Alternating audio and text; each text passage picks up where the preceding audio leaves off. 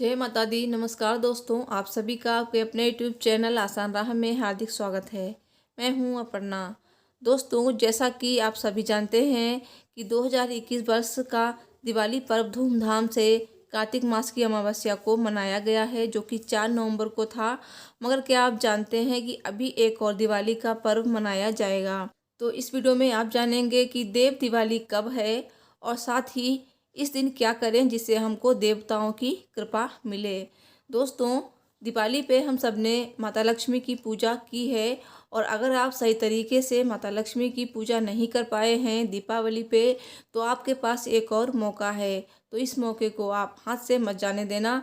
देव दिवाली के दिन आप इस तरह से पूजा पाठ करेंगे तो आपको देवताओं की कृपा मिलेगी। कार्तिक मास की अमावस्या को दीपावली का त्यौहार होता है, जिसमें हम सभी लोग दिवाली मनाते हैं और माता लक्ष्मी की पूजा करते हैं, भगवान गणेश की पूजा करते हैं। लेकिन कार्तिक मास की पूर्णिमा तिथि को देव दिवाली मनाई जाती है। इस दिन देवता प्रसन्न होते हैं और दीपदान करते हैं और देव दिवाली मनाते हैं। दोस्तों, इस दिन देवताओं ने दिवाली मनाई थी, इसीलिए इसे देव दिवाली कहा जाता है। दोस्तों, आगे की वीडियो शुरू करने से पहले आपसे एक रिक्वेस्ट है, कमेंट बॉक्स में जय माँ लक्ष्मी, ओम नमो भगवते वासुदेवाय नमः और ओम नमः शिवाय अवश्य लिखिए। भगवान आप सभी की मनोकामनाएं पूर्ण करेंगे। दोस्तों, चलिए आगे की वीडियो शुरू करते हैं। देव दिवाली कब है और इस दिन क्या करना चाहिए जिससे हमको देवताओं की कृपा प्राप्त हो। कार्तिक मास की पूर्णिमा को यानी कि देव दिवाली को दीपदान किए जाते हैं और इस दिन 6 कृतिकाओं का रात्रि में पूजन करना चाहिए। इस पूजा से संतान का शीघ्र वरदान मिलता है और ये 6 कृतिकाएं हैं शिवा, संभूति, संतति, प्रीति, अनसुईया और क्षमा। इनका पूजन करने के बाद गाय, भेड़, घोड़ा और घी आदि का दान करना चाहिए। कृतिकाओं से संतान और संपन्नता प्राप्त की प्रार्थना करनी चाहिए। भगवान शिव की पूजा करने का विशेष महत्व होता है। इस दिन भगवान शिव ने इस दिन त्रिपुरासुर का वध किया था, इसीलिए इस दिन को त्रिपुरी पूर्णिमा भी कहा जाता है। शिव जी की विशेष पूजा से इस दिन तमाम मनोकामनाएं पूरी होती हैं। इस दिन उपवास रखकर शिव जी की पूजा करने और बैल का दान करने से शिव पद प्राप्त होता है। शिव ही आदि गुरु हैं, इसलिए इस दिन रात जागरण करके शिव जी की उपासना करने से गुरु की कृपा प्राप्त होती है और गलतियों से प्रायश्चित के लिए भी इस दिन शिव जी की पूजा की जाती है। दोस्तों, इस बार कार्तिक मास की पूर्णिमा तिथि को यानी देव दिवाली का पर्व 19 नवंबर 2021 को मनाया जा रहा है।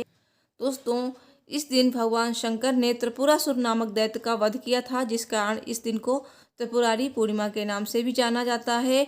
इससे जुड़ी एक अन्य मान्यता के अनुसार कार्तिक पूर्णिमा पर ही श्री हरि विष्णु जी ने मत्स्यावतार लिया था। तो वहीं इस दिन सिखों के पहले गुरु गुरु नानक देव जी का जन्म हुआ था, तो इस दिन को गुरु नानक जयंती भी मनाई जाती है। दोस्तों, इसके अलावा इस दिन का क्या महत्व है तथा इस दिन क्या करना चाहिए, इसके बारे में बहुत कम लोग जानते हैं। तो चलिए बिना देर किए हुए आपको बताते हैं कि कार्तिक पूर्णिमा के दिन से जुड़ी अन्य बातें। सबसे अधिक आवश्यकता होती है इस दिन दीपदान करने की।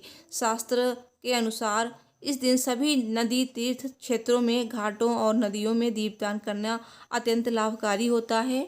मान्यता ये भी है कि देव दिवाली के दिन समस्त सभी देवता गंगा नदी के तट पर आकर दीप जलाकर अपनी प्रसन्नता को दर्शाते हैं, जिस कारण आज भी गंगा स्नान कर दीपदान का महत्व है। और ये भी माना जाता है कि इस दिन दीपदान करने से जातक को लंबी आयु प्राप्त होती है।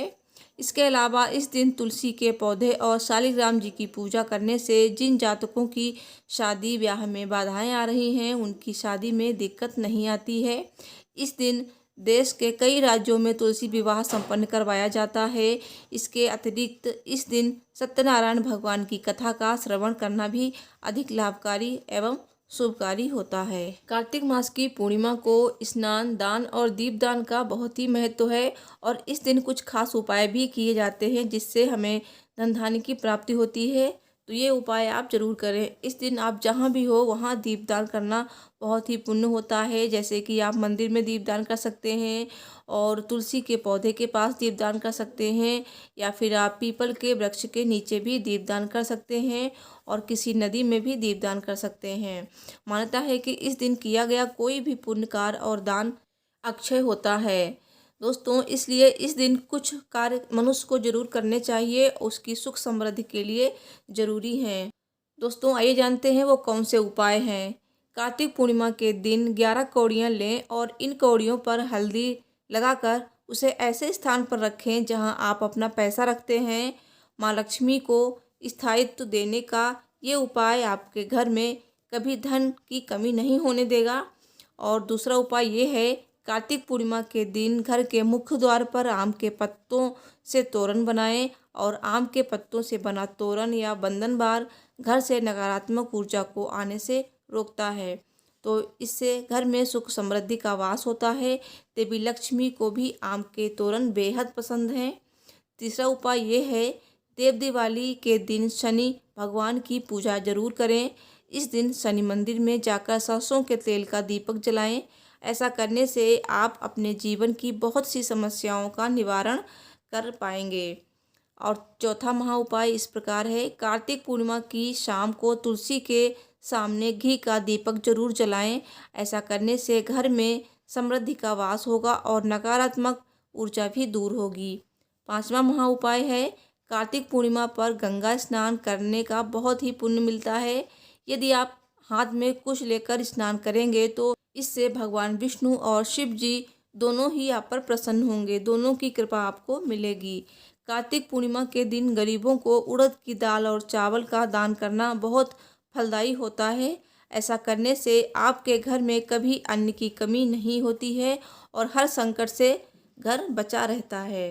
कार्तिक पूर्णिमा पर किए गए आपके ये उपाय आपके और आपके परिवार के हर संकट को दूर करने वाले होंगे। तो पूर्णिमा के दिन आप ये उपाय अवश्य करें। दोस्तों मुझे उम्मीद है मेरी वीडियो आपको पसंद आई होगी, तो प्लीज़ वीडियो को लाइक शेयर एंड मेरे चैनल को जरूर सब्सक्राइब करें। मिलती हूँ नेक्स्ट वीडियो में। Thanks for watching. हर हर महादेव, जय माता दी।